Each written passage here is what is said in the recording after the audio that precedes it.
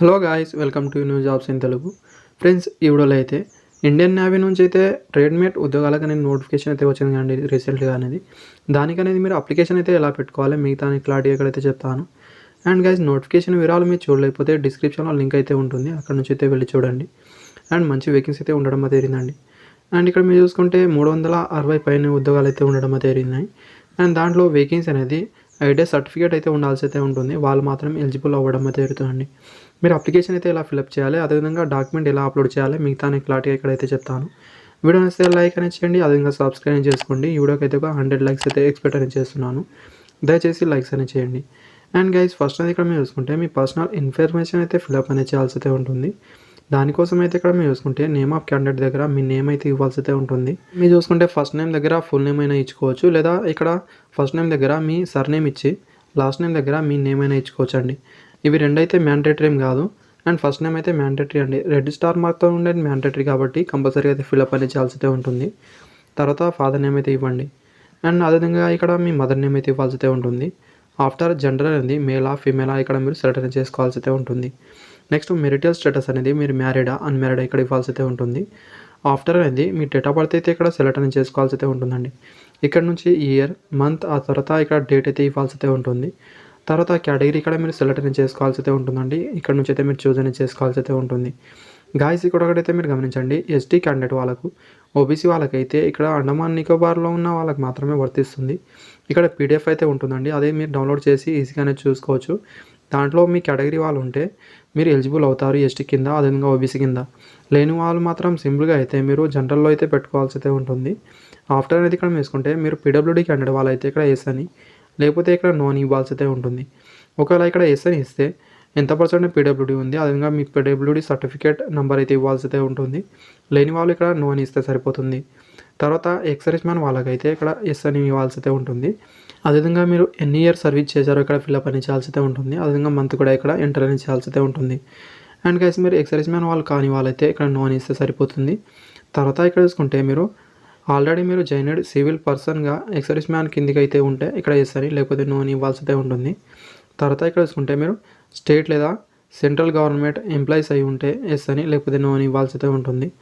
After అనేది nationality అనేది Indian అనేది ఇక్కడ చూపిస్తుంది. తర్వాత రిలీజియన్ అనేది ఇక్కడ మీరు సెలెక్ట్ అనేది చేసుకోవాల్సి అయితే ఉంటుంది. మీ రిలీజియన్ ఏందో ఇక్కడ మీరు చూస్ అనేది చేసుకోండి. ఆఫ్టర్ అనేది ఇక్కడ మీరు చూసుకుంటే మీ జాబ్ ఆపర్చునిటీలో అనేది మీ పర్సనల్ ఇన్ఫర్మేషన్ ఉంచన్నా లేదా అని అడగడం అయితే జరిగింది.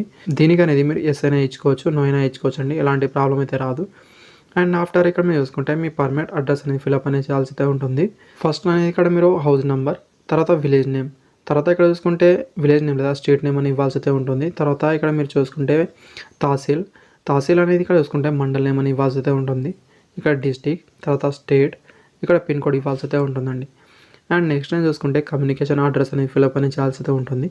కొందరికి పర్మనెంట్ అడ్రస్, అదేవిధంగా కమ్యూనికేషన్ అడ్రస్ ఏమైతే ఉంటుంది, అలాంటి వారు సింపుల్గా ఇక్కడ టిక్ చేస్తే సరిపోతుంది. యాస్టీస్గా ఇక్కడ పైన ఏం ఫిల్అప్ చేశారో అదైతే షో అవుతుంది.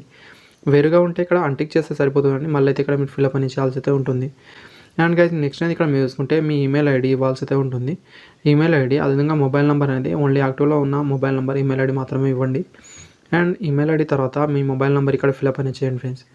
తర్వాత ఇక్కడ చూసుకుంటే మీరు అండమాన్ నికోబార్లో మీరు నివాసం ఉంటే ఇక్కడ ఎస్ అని ఇవ్వాల్సి అయితే ఉంటుందండి.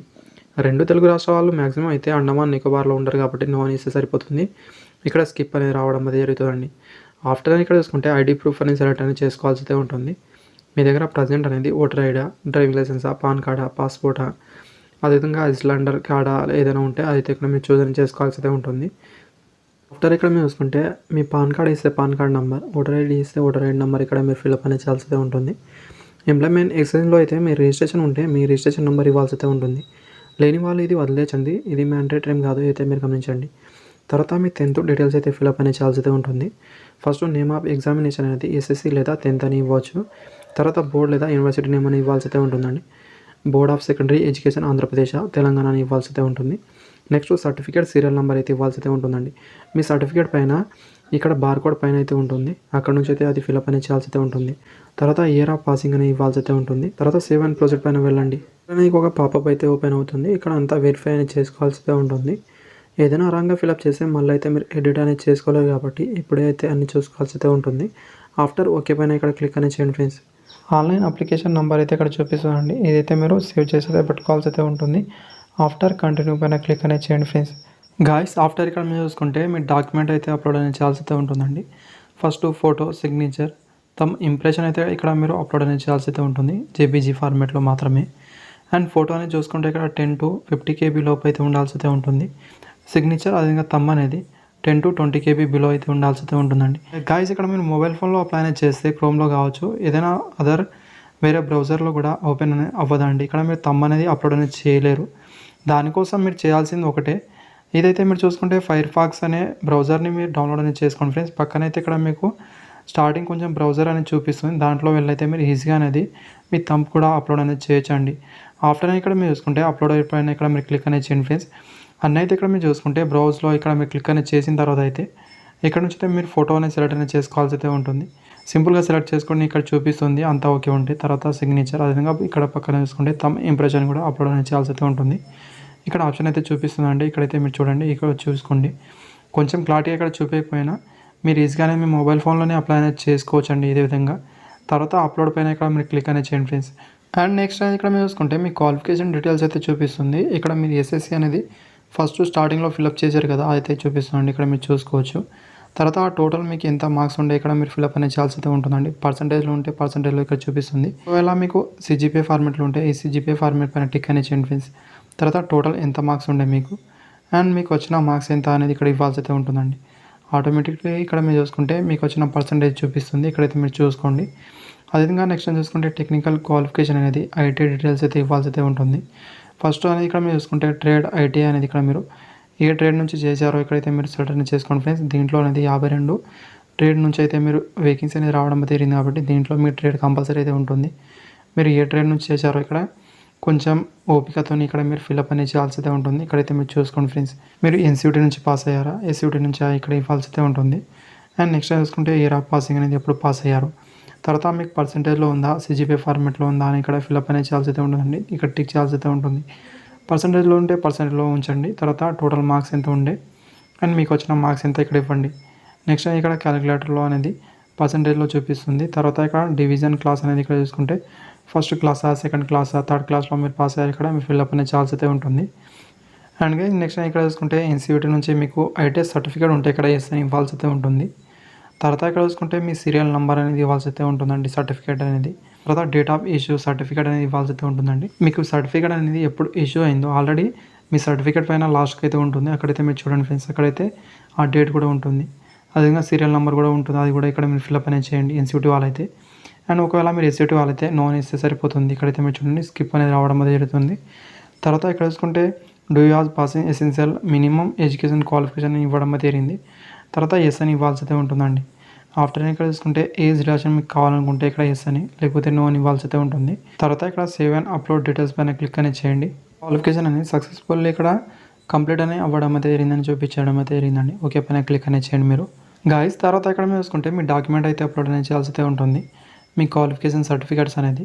అండ్ ఈ సర్టిఫికేట్ అనేది చూసుకుంటే 100 to 200 KB లోపు అయితే ఉండాల్సి అయితే ఉంటుంది. ఓన్లీ 10th సర్టిఫికేట్ అనేది బ్రౌజ్ ఫీచర్లో వెళ్ళైతే మీరు అప్లోడ్ అనేది చేయాల్సి అయితే ఉంటుంది. ఆఫ్టర్ అనేది మీరు ఐటీ ఇక్కడ మీరు ఫిల్అప్ అనేది చేయాల్సి అయితే ఉంటుందండి.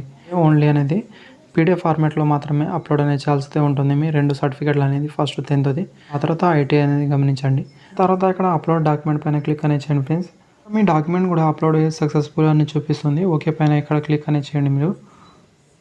అంటే అప్లోడ్ అయిన తర్వాత గ్రీన్ కలర్లో అయితే ఇక్కడ చూపిస్తుంది. అదేవిధంగా వ్యూలో వెళ్ళైతే మీ డాక్యుమెంట్ కరెక్ట్గా మీరు అప్లోడ్ చేశారా లేదా ఇక్కడ మీరు చూసుకోండి. తర్వాత నెక్స్ట్ పైన ఇక్కడ క్లిక్ అనేది చేయండి ఫ్రెండ్స్. ఆఫ్టర్ ఇక్కడ మీరు చూసుకుంటే అప్లికేషన్ ప్రివ్యూ అయితే ఒకసారి చూసుకోవచ్చు. తర్వాత డిక్లరేషన్ పైన టిక్ అనేది చేయండి ఫ్రెండ్స్. తర్వాత ఈ క్యాప్చర్ ఇక్కడ ఫిల్అప్ అనేది చేసిన తర్వాత ఫైనల్ సబ్మిషన్ పైన వెళ్ళండి. ఒకసారి సబ్మిట్ అనేది చేసిన తర్వాత అయితే మరోసారి అనేది మీరు చేంజ్ అనేది చేసుకోలేరు కాబట్టి ఏదైనా ఉంటే ఇప్పుడే మీరు చూసుకోవాల్సి అయితే ఉంటుంది. అదేవిధంగా ప్రివ్యూ అయితే ఒకసారి మీరు చూసుకోండి ఫ్రెండ్స్. ఇక్కడ మీరు సబ్మిట్ అనేది చేసే ముందు అయితే ప్రివ్యూ అయితే ఒకసారి చూసుకోండి. అంతా ఓకే ఉంటే ఇక్కడ ఎస్ అని ఇవ్వాల్సి అయితే ఉంటుంది. ఏదైనా మీరు చేంజ్ అనేది చేసుకోవాలనుకుంటే నో పైన ఇచ్చి మళ్ళీ అయితే బ్యాక్ వెళ్ళి అంత అయితే సరి చూసుకోవాల్సి అయితే ఉంటుంది. తర్వాత ఇక్కడ చూసుకుంటే మీ అప్లికేషన్ అనేది సబ్మిట్ అని అవ్వడం తేలిందండి.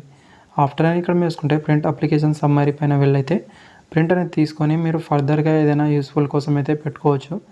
అండ్ నెక్స్ట్ అనేది చూసుకుంటే మీకు ఈ ఎగ్జామ్ ఎప్పుడు కండక్ట్ చేస్తారో మిగతాని కూడా నెక్స్ట్ ప్రాసెస్లో ఇదే విధంగా అయితే మీకు ఇన్ఫర్మేషన్ అయితే ఇస్తూ ఉంటాను. అందుకే ఛానల్‌ని సబ్స్క్రైబ్ చేసి పెట్టుకోండి. Thank you. వీడియో నచ్చితే లైక్ అని ఇచ్చేయండి. Thank you for watching.